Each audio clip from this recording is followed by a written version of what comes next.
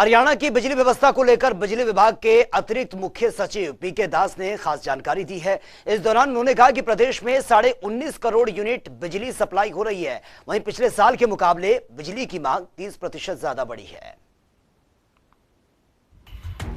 हरियाणा की बिजली व्यवस्था पर बिजली विभाग के अतिरिक्त मुख्य सचिव पीके दास ने जानकारी दी। इस दौरान पीके दास ने कहा कि प्रदेश में 19.5 करोड़ यूनिट बिजली सप्लाई हो रही है। वहीं पिछले साल के मुकाबले बिजली की मांग 30% ज्यादा है। कल की अगर आंकड़े देखा जाए, हम 19.5 करोड़ यूनिट बिजली कल सप्लाई किए हैं और ये पिछले साल की इसी तारीख की जो मांग है उसके 30% ज़्यादा है। तो इसीलिए जो अगर तादाद के हिसाब से देखा जाए तो पिछले साल से काफ़ी ज़्यादा सप्लाई दे रहे हैं। हमारी जो कट है वो कट जो है वो दो तरीके से उसको देख सकते हैं। एक कि दिन भर कितना कमी रहती है मेगावाट टर्न में। एक्चुअली हमारी जो रात को ये करीब 2000 मेगावाट की कमी रहती है और 9,500 मेगावाट की कुल डिमांड रहती है। तो इसको अगर देखेंगे तो रात को करीब 4 घंटे 6 घंटे हमारे पास 20% कमी रहती है बिजली।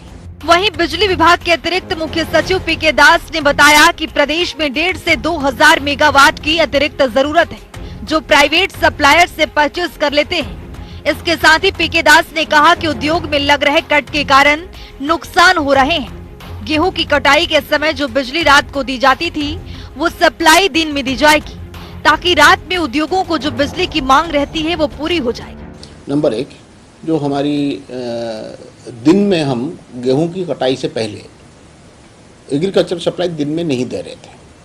अब उसके लिए इंतज़ाम कर रहे हैं कि एग्रीकल्चर सप्लाई को हम दिन में शिफ्ट कर देंगे, तो रात के वक्त जो हमारी 2000 मेगावाट की शॉर्टेज दिख रही है वो थोड़ा कम हो जाए। नंबर 1। नंबर 2, जैसे अखबार में निकला है कि एक IPP के साथ हमारा जो विवाद चल रहा था वो विवाद ऑलमोस्ट सुलझ गया है। तो बहुत जल्दी वहाँ से हमें कम से कम 1000 मेगावाट बिजली मिलने लगेगा, वो राउंड द क्लॉक यानी 24 घंटे। तो इसका मतलब है उस पीरियड का जो शॉर्टेज था हमारा उसको भी हम टैकल कर पाएंगे।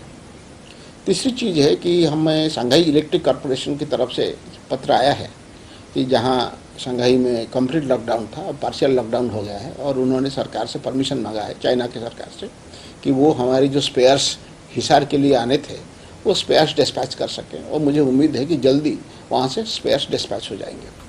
पीके दास ने कहा कि हिसार में जल्द शुरू होगी थर्मल की एक यूनिट। वहीं प्रदेश में कोयले की मांग 7 रैक है, जबकि सिर्फ 5 से 6 रैक ही मिल पा रहे हैं, जिसको लेकर कुछ समय पहले मुख्यमंत्री मनोहर लाल के साथ केंद्रीय बिजली मंत्री से मुलाकात हुई थी।